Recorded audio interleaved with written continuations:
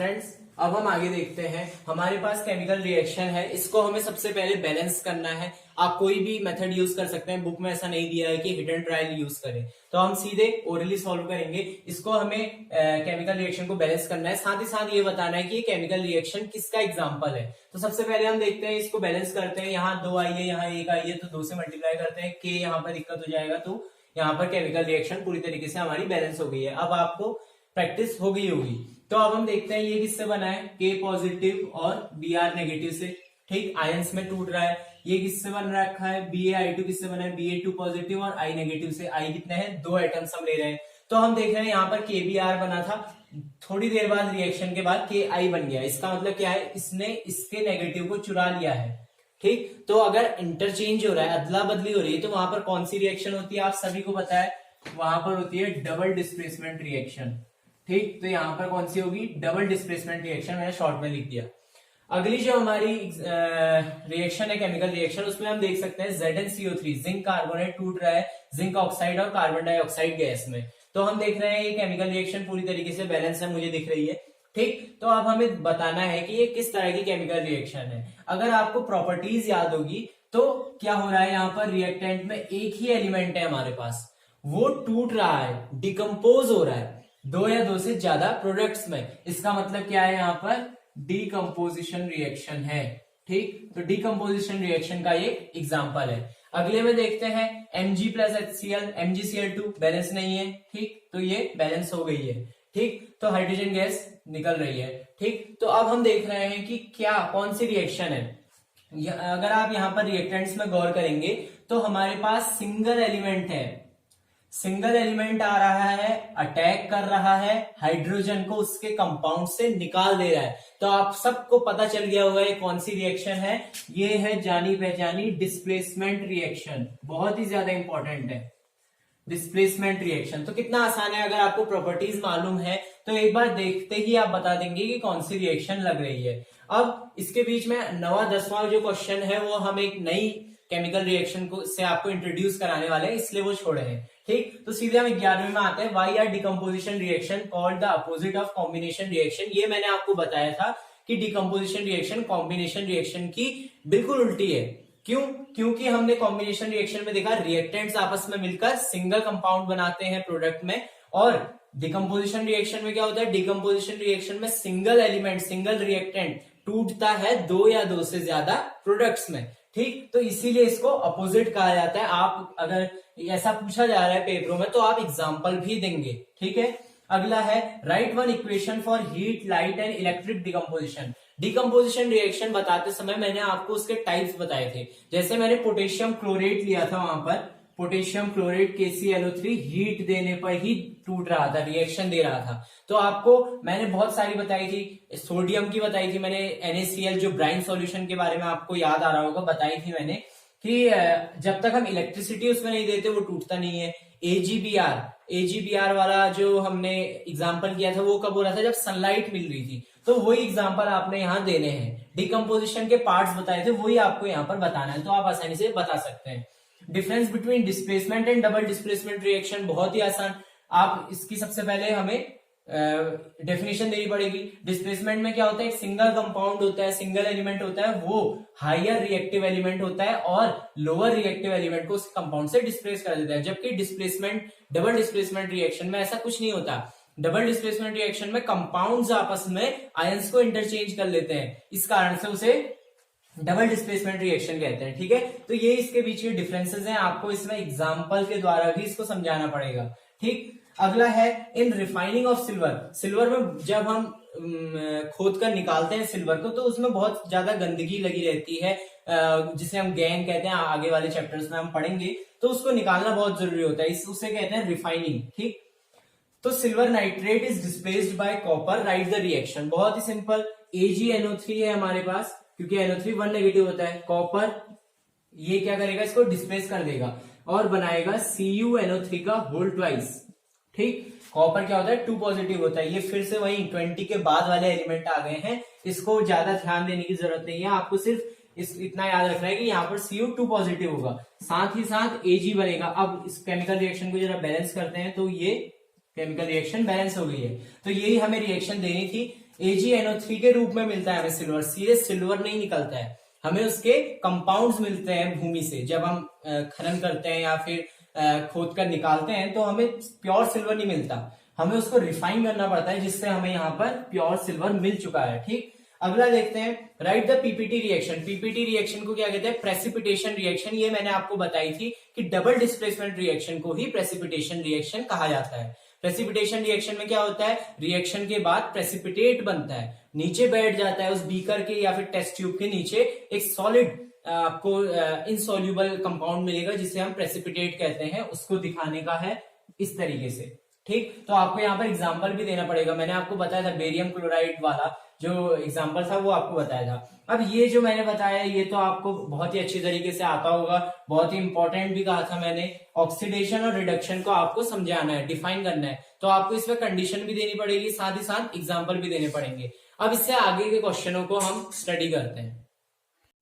तो फ्रेंड्स, अब हमें आगे देखना है। अगला क्वेश्चन हमारा है, अ shiny brown coloured element X on heating in the air becomes black in colour, name X and give its reaction. तो हमारे पास एक कंपाउंड है जिसे हमने आइडेंटिफाई करना है, उसे हमने नाम दिया है भी X, उस X को हमें फाइंड करना है। अब उसके बारे में क्या कहा गया है? X जो है हमारा वो शाइनी ब्राउन कलर्ड है, भूरे रंग का है, और एयर में अगर हम एयर की प्रेजेंस में उसको जलाएंगे तो वो ब्लैक कलर का हो जाता है। तो अगर आपको ध्यान हो तो कॉपर जो होता है उसका रंग मैंने आपको बताया था ब्राउन कलर्ड होता है। ठीक, तो कॉपर जो होता है ब्राउन कलर्ड होता है जब इसको ऑक्सीजन की प्रेजेंस में गर्म किया जाता है। ये सब दिखाना पड़ेगा आपको, इसको सॉलिड दिखा सकते हैं, सॉलिड लिख देना है यहाँ पर। तो Cu कितना होता है? 2 पॉजिटिव होता है। ऑक्सीजन कितना होता है? 2 नेगेटिव होता है। तो यहाँ पर हमारा बन गया कंपाउंड कॉपर ऑक्साइड। ठीक, तो ये हो गया। अब आप इसके नीचे लिख भी सकते हैं ये ब्राउन रंग का होता है, ठीक, और ये हो जाता है ब्लैक कलर का। तो हमें जो कंपाउंड था X वो मिल गया, क्या मिल गया? Cu, जिसे हम कॉपर कहते हैं। ठीक, तो ये हमारा क्वेश्चन हो गया। अब अगला क्वेश्चन ये बहुत ही सिंपल है, why do we apply paint on iron articles. हमारी लोहे की जितने भी सामान है उसको हम पेंट क्यों करते रहते हैं लगातार, एक टाइम इंटरवल के बाद हम पेंट करते हैं। मैंने आपको बताया था एक ऑक्सीडेशन की एक एप्लीकेशन जिसे हम कोरोजन कहते हैं। अगर जो आयरन हमारा मटेरियल, कोई भी हमारा आयरन मटेरियल है, वो अगर एयर, एसिड या फिर वाटर के कांटेक्ट में आ जाता है तो क्या करने लगता है? धीरे धीरे उसमें जंग लगने लगता है, रस्ट लगने लगती है, और धीरे धीरे हमारा जो लोहे का सामान है वो समाप्त हो जाएगा, डिस्ट्रॉय हो जाएगा।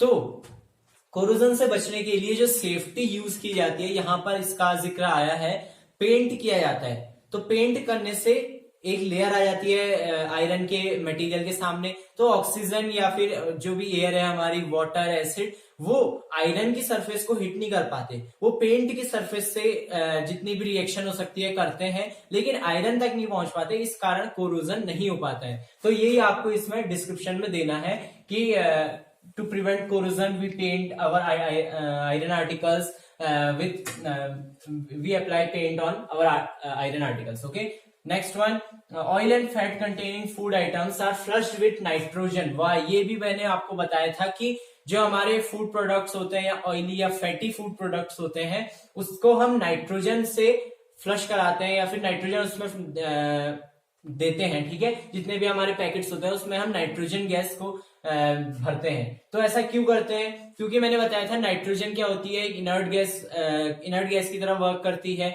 और ऑक्सीडाइज खुद हो जाती है, फूड प्रोडक्ट्स को बचाती है रेंसिडिटी होने से। रेंसिडिटी उसमें नहीं हो पाती है, इस कारण हम नाइट्रोजन को फूड प्रोडक्ट्स में भरते हैं। ये मैंने आपको बताया था। इसके बाद आता है एक्सप्लेन कोरोजन एंड रेंसिडिटी। ये आपको मैंने विस्तार से बताया था किस तरीके से हम कोरोजन का प्रोसीजर क्या है, क्या कैसे हम उससे बच सकते हैं, रेंसिडिटी क्या है, कैसे होती है, इससे प्रिवेंशन के हमारे यूज क्या है। तो अब हम इसके बाद देखेंगे अगली रिएक्शन। तो फ्रेंड्स, अब हमें 2 रिएक्शंस पढ़नी है।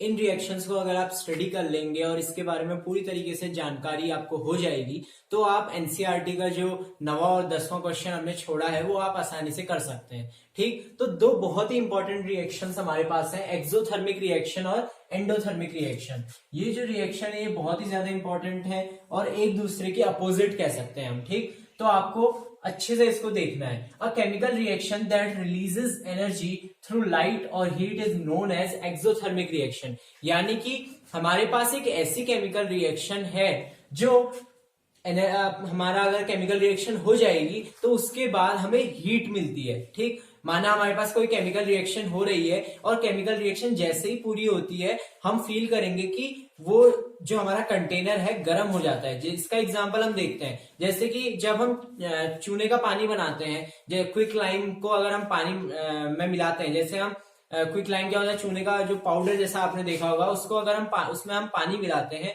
और जो सॉल्यूशन मिलता है, उस सॉल्यूशन को जिस कंटेनर में रखा जाता है, अगर आप उसमें हाथ लगाएंगे तो आप देखेंगे कि उसका टेम्परेचर बढ़ गया है। ठीक, टेम्परेचर बढ़ गया है। तो इसका एग्जांपल भी हमने यहीं पर लिया है। क्विक लाइम जो होता है H2O, वाटर से रिएक्ट करता है और बनाता है स्लेक्ड लाइम। कैल्शियम हाइड्रोक्साइड को कहते हैं स्लेक्ड लाइम। तो ये वही वाला है, चूने के पाउडर में जैसे ही हम पानी मिलाएंगे, क्विक लाइम में जैसे ही हम पानी मिलाएंगे हमें मिलेगा स्लेक्ड लाइम। और अगर आप उस कंटेनर को हाथ लगाएंगे तो आप देखेंगे कि हीट भी उसमें प्रोड्यूस हो रही है। ठीक, इसी तरह ये जो टॉपिक मैंने लिखा है ये भी बहुत ज्यादा इंपॉर्टेंट है कि रेस्पिरेशन, हम सांस लेते हैं, ये भी एक एक्सोथर्मिक रिएक्शन है। जैसे कि ग्लूकोज क्या होता है, मैंने आपको बताया था, जो भी हम फूड खाते हैं स्टार्च होता है वो टूटते टूटते टूटते लास्ट में ग्लूकोज में चेंज होता है। ठीक, तो उस ग्लूकोज जो हमारा फूड है, जो ग्लूकोज है वो हम जब सांस लेते हैं तो ऑक्सीजन मिलती है, वो ऑक्सीजन से ये रिएक्ट करता है और कार्बन डाइऑक्साइड बनती है, साथ ही साथ वाटर बनता है और साथ ही साथ बहुत ज्यादा एनर्जी मिलती है। इसीलिए जब फूड हमारा पचता है, खाना पचता है, तभी हमें एनर्जी मिलती है। और ये खाना पचता कैसे है, जब तक हमें ऑक्सीजन मिलेगी नहीं इस ग्लूकोज को, तब तक हमें एनर्जी भी नहीं मिल पाएगी। आप देख सकते हैं। तो हमारा जो 10th क्वेश्चन है, इसमें आप देख सकते हैं एनसीईआरटी का, रेस्पिरेशन एक एक्सोथर्मिक रिएक्शन कैसे है आपको ये बताना है। ठीक, तो आप ये केमिकल रिएक्शन देंगे, C6H12O6, ग्लूकोज जो है ऑक्सीजन हमारे लंग्स द्वारा जो हमें ऑक्सीजन मिलती है उससे रिएक्ट करता है और एनर्जी लास्ट में हमें बहुत ज्यादा एनर्जी देता है, जिसका उपयोग हम करते हैं अपनी डेली लाइफ में।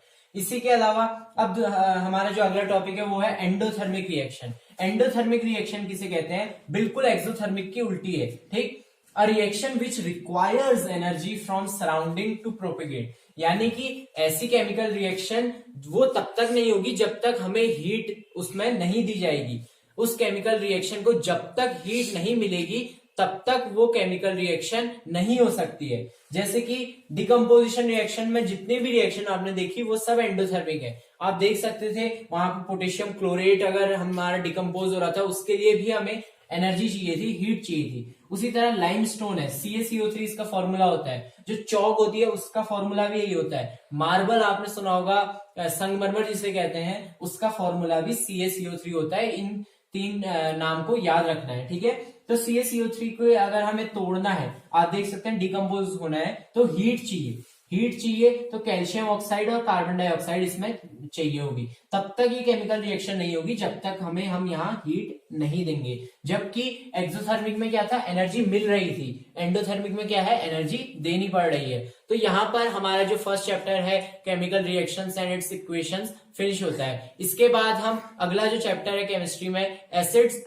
बेसिस एंड सॉल्ट्स, उसको पढ़ेंगे। ठीक, तो फ्रेंड्स इसके बाद जो हमारा चैप्टर है एसिड्स, बेसिस एंड सॉल्ट्स बहुत ही ज्यादा इंपॉर्टेंट है। आपको एसिड्स के बारे में जानकारी मिलेगी, आपको उसमें बेस क्या होते हैं उसके बारे में जानकारी मिलेगी। बहुत तरह के सॉल्ट्स आपने नाम सुना होगा, कास्टिक सोडा, बेकिंग पाउडर, इन सब के बारे में आपको जानकारी मिलेगी। प्लास्टर ऑफ पेरिस बहुत ही ज्यादा इंपॉर्टेंट है, उसके बारे में आपको पढ़ने को मिलेगा। तो तब तक के लिए आपको इसको जो फर्स्ट चैप्टर है इसको पूरी तरीके से अच्छे से रिवाइज कर लेना है। आपको इसमें केमिकल रिएक्शन बैलेंस करनी बहुत अच्छे से आनी चाहिए। जितने भी टॉपिक्स मैंने पढ़ाए, रिएक्शंस के टाइप्स पढ़ाए, कोरोजन, रेंसिडिटी, ये सब आपको बिल्कुल अच्छे तरीके से रिवाइज होने चाहिए, तभी आप सेकंड चैप्टर को आसानी से डील कर पाएंगे। तो तब तक के लिए please like, share and subscribe our channel. Thank you.